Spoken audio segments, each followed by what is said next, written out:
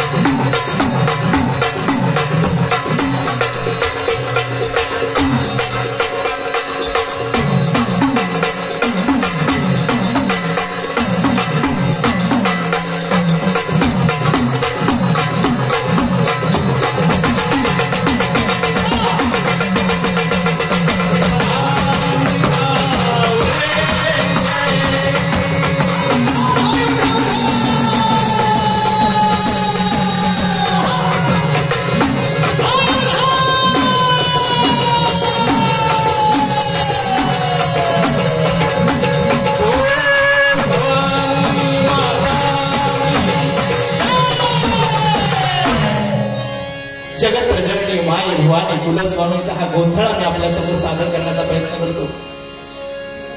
गोंधळ म्हणजे की त्याची एक विशिष्ट परंपरा आहे. आणि खऱ्या अर्थानं आज बेटमध्ये त्यांची गोंधळी म्हणून अखंड महाराष्ट्रभर ख्याती अशी विलासजी आटक या ठिकाणी या गावच्या आहेत. फार आनंद वाटतो. तो गोंधळ कला प्रकार जो आहे त्याची संहिता पूर्ण सादर करू शकत नाही, पण थोडक्यात गोंधळ कला प्रकार सादर करण्याचा प्रयत्न करतो. सदानंदिता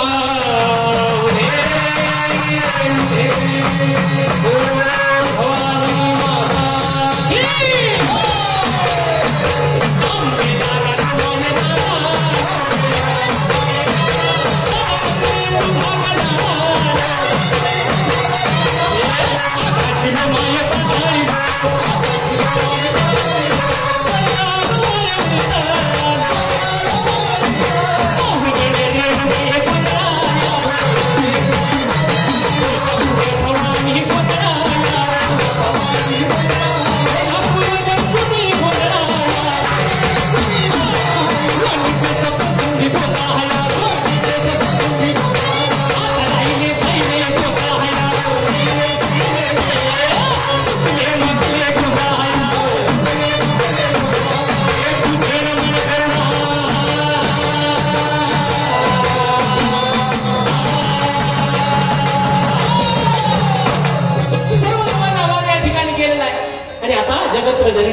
भवानी कुलस्वामीला आपल्याला आवाहन करायचं आहे. जगदंबे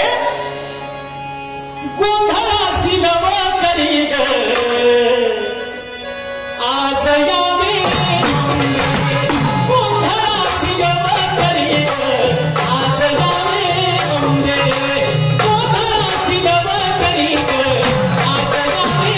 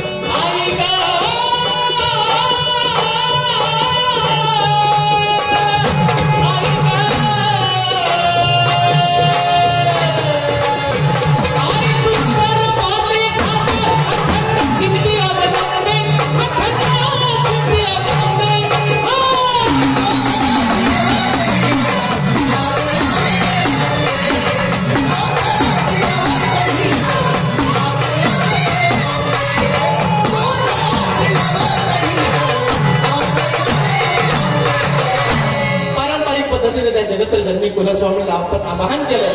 त्या गोंधळी सादर करतोय. जगदंबे आमच्या बाई लाड लाडली माझी पंडिताची पापभूती खोटी तुझी पावन करण्याची शक्ती मोठी